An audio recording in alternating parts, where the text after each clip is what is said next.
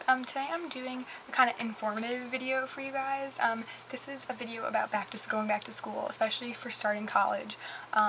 I know this isn't like a beauty video, so obviously if you're just watching my channel or my videos for beauty advice, you don't have to watch this, but for anyone who does subscribe to me or even doesn't, or is just watching this video because they searched for it or whatever, any reason, I just kind of wanted to put this video together for people who are having trouble adjusting for back to school or adjusting to college, because college is a really huge life-changing experience, at least it was for me. And it can be very hectic and dramatic and just overwhelming, and I just wanted to give you guys a few tips kind of to help you relax and maybe help you kind of adjust a little bit easier, and also I'll tell you guys a little bit of my story and how I adjusted and what I've been going through. So I really hope this helps some of you guys. If this sounds like something that's interesting to you, then please keep on watching. Okay guys, so I'm just going to start off with my story. I am a junior at college right now. I'm going into my third year, and I lived on campus for my first semester of freshman year just because people told me I should get the experience and stuff like that, and I go to a very big school, so it is very overwhelming. So just to start off, I'm just going to say living on campus is a very life-changing experience, especially if you're very close with your family, or you're used to kind of having that family lifestyle and you don't go out as much as a lot of other people. I mean, in high school I was a little bit more closed off, a bit shy, and I didn't talk to many people, I didn't go out much. I mean, I had my small group of friends and that was it. When I got to college, I kind of you're almost forced kind of to mingle more with people. I would recommend that if you are living in the dorms to not pick a roommate from high school. I would recommend meeting someone new, and definitely try to live, I know for a fact, almost not for a fact, but with most people, if you go into college with someone from high school that you know and you move in with them for the first year at least, it can be very hard in your friendship because you're both adjusting and you're going through a lot of different feelings and emotions and changes, and it can be really hard in your friendship to also living together, because living with someone you're not used to living with can be very, very, very angering and frustrating. I mean, living with your family, you can fight with them all the time, but they're your family and you've been with them for 18 years of your life, and it's a lot different than when you're moving into college. But I would recommend moving in with someone that you don't know, getting a roommate that is picked by the school, because it really is a good experience. Even if you end up not liking that person or having some kind of a crazy roommate, it's a story to tell. It's a good life experience to have. I met my roommate, I loved her. She was so sweet and we got along really, really well. We actually had almost nothing in common, but we really worked through our differences, and we made a schedule for cleaning, we made a schedule for being in the room when we could have friends over, stuff like that, and we just really made it work, and it was really, really great. I actually did leave halfway through the year, which most people obviously don't do, because I had some health issues, but I would have stayed if I hadn't had that problem. So, I mean, that's obviously a unique situation to me, but I would definitely recommend trying to stick it out all year. It's a really, really great experience to have. And then I moved home because I do live really, really close to my school, so I moved home for my rest of freshman year. For my sophomore and my current junior year, I am commuting from home, so I do live at home. I live about 15 minutes from my school, so it's kind of a waste of money to live there. And I did already make a lot of friends, so like I have people to hang out with on campus and stuff, but it's a really great experience to have, and I love commuting. I mean, it definitely saves money and everything like that, but now to get into adjusting to college, which is a very crazy experience, I will give you guys a few tips and everything, but in 1 second I'm just going to tell you guys real quick, I'm really sorry I haven't put up a video in quite a while. I know it's only been about like a week, but usually I'm, there uploading videos every couple of days, or a couple in one day or something like that.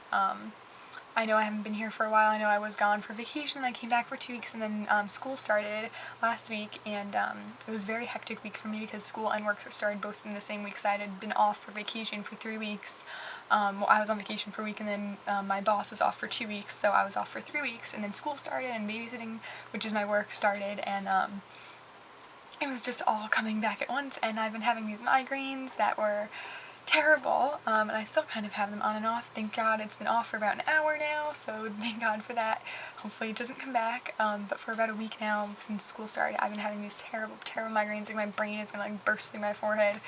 So if you guys know anything that helps with migraines, please let me know. But anyways, so I think it's a lot of the stress and everything, and I just wanted to give you guys some advice to prevent this or deal with it if it happens, and I'm just going to start with a couple of tips, so please keep on watching. Okay guys, so for tip number one, this is for anyone who's going back to school in college, or I mean even high school, I guess some of these can work, but it's for anyone who's starting college or anyone who's going back to college for their next year or whatever. My tip number one would have to be to definitely make friends. I know some people really are close-knit with the people they know from high school and don't want to kind of branch out and meet new people, and I know some people are really shy, but I definitely recommend, especially if you're living on campus, to make friends with the people in your hall, make friends with the people in your building, anywhere in class, definitely, because people can really help you with your assignments. That's a good way to, like, if you're afraid to go to office hours by yourself, office hours are really great, which I'll get into later, but definitely make some friends. It can really make the experience a lot less stressful. I know that you might think that having that many friends can be more stressful because people want you to hang out and do this and do that, but they will understand if you have schoolwork. Trust me, anyone that I've wanted to hang out with me, if I told them I had to study, they completely understand. You just really have to kind of make a line between friends and, like, socializing too much, because you don't want to, like, risk your education for hanging out all the time, but friends can help with school, you know? College and work is a lot more demanding, a lot more quick, you have to do a lot more stuff by yourself. And a lot more work outside of class, so friends can really help with that. You can make study groups, go to the library together. Living on campus is really great for that. Even if you're not, make friends in your classes. People want to be your friend. No one's gonna make fun of you. No one's gonna say, like, oh hey, like, why are you talking to me? Why do you want to be friends with me? You know, people want friends. People want someone to talk to. You want a friendly face in the classroom. You know, it can be really great. So just try to make friends when you're going to school, even if it's your next year or whatever. Having a friend, or more than one friend, or any kind of friends, really can help take the stress out of the experience. And okay, so now number two, tip number two, use office hours. Teachers are really busy. Professors in college are super busy, and I know if you're coming from high school you wouldn't really get this because you do see your teacher every day, and you know, they know you, they know your name, but in college, especially if you're in a lecture, your professor is not going to remember your name unless you go up and make a personal appearance. Email them, you know, make an appointment. If you can't make it to their office hours, definitely email them, make an appointment. They'll be happy to meet with you. Professors love it when you're as involved in the class as they are. If the teacher knows your name, they will see your name on the roster when they're grading and recognize you. You know, this is not like an excuse to not do as well on your homework or, you know, exams or whatever, but they will give you better participation grades, which participation is huge in college. Because you talk to them. In lectures, I know it is hard to participate during class because it's a lot of just like a lecture, but if you go to their office hours, teachers really love that, so that's a really good way to kind of take the stress off of, you know, being so demanding. You can ask them for extensions, you know, you can talk to them, discuss papers, discuss what's going to be on exams. It's a really great experience to go to your teacher's office hours. Even if you're a little bit intimidated, make a friend in the class and they can go with you, and it's just a bit more easy to do that. Three is go to class, and I know it's really hectic to have a schedule that's a lot different than high school, because high school you're stuck there all day, and you're kind of forced to be there, and in college, because you're more on your own, your parents aren't like telling you to wake up and everything like that, it's a lot easier to kind of say, I'm not going to go to class today, but in college you don't get 18 absences a year like you do in middle school or high school. You get about 3, at least in my school you get about 3 absences. You can't just be, you know, cutting every class. You really have to make it, even if it's a lecture and they're not taking attendance and that doesn't count for your grade, it's important to go, because a lot of things that teachers put in PowerPoints or teachers put in their notes or on exams, there's a lot of stuff from lecture that is not written down, you know? And hearing something, I mean, it obviously depends the way that you learn, but hearing something can really trigger your memory, and you can hear it a lot better when you're studying. So I definitely recommend going to class. Really keep up with attendance. Obviously, if you're sick, don't. But, you know, if you're just tired or something, try to make yourself go. It's really important. Okay, and then I don't know what number tip I'm on, but I'm going to go into it.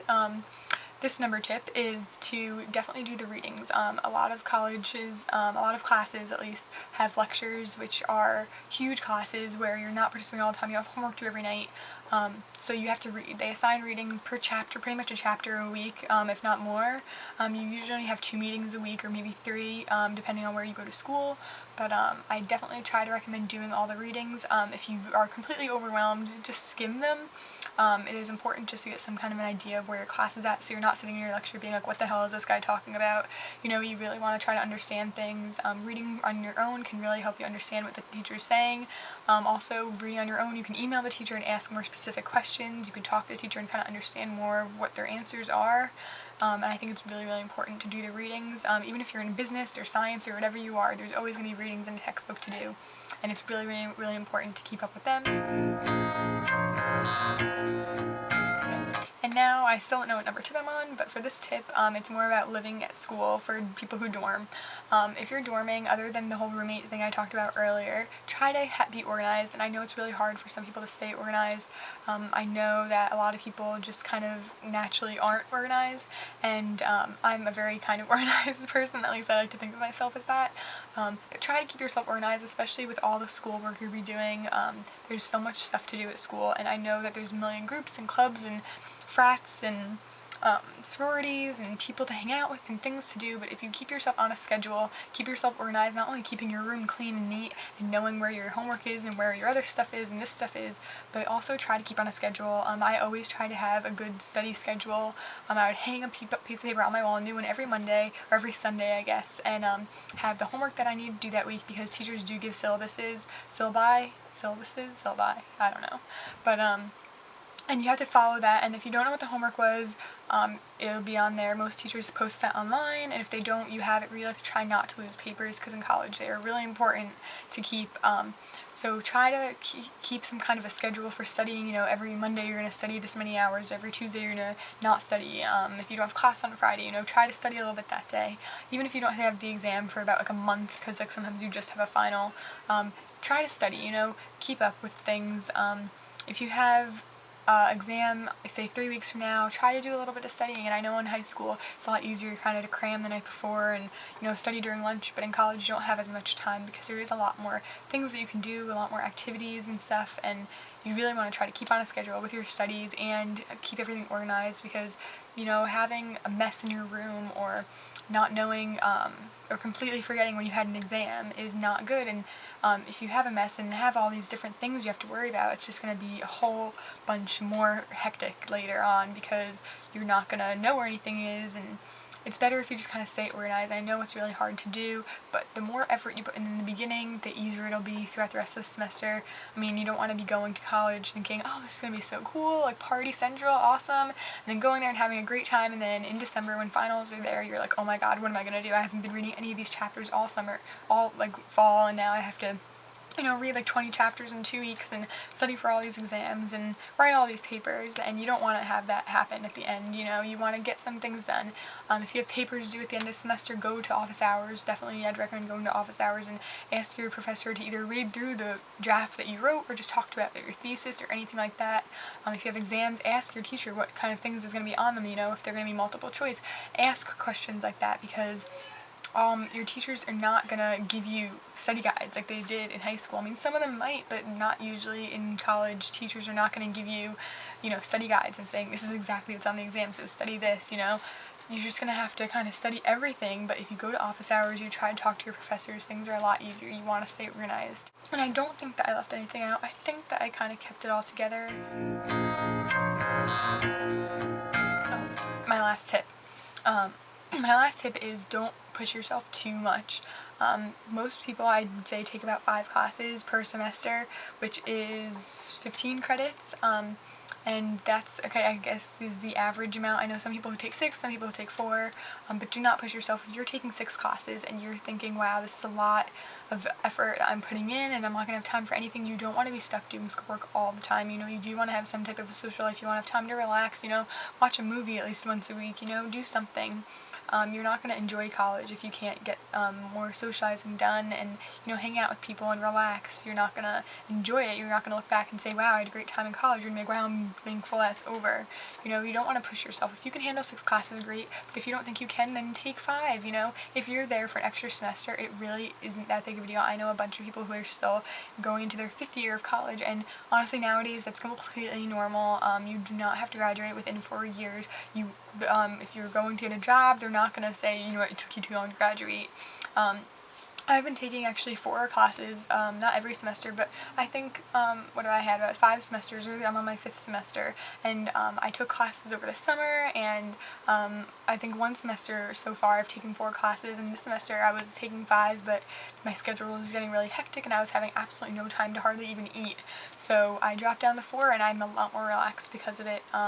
You want to have a schedule that you think that you can really work with. You don't want to be waking up at 8 o'clock every morning if you don't think that you can do it. So I'd recommend trying to get up early, but if you're really not a morning person, you don't think you can do it, then do later classes in the night or in the afternoon, because that's what's going to be a lot better for you.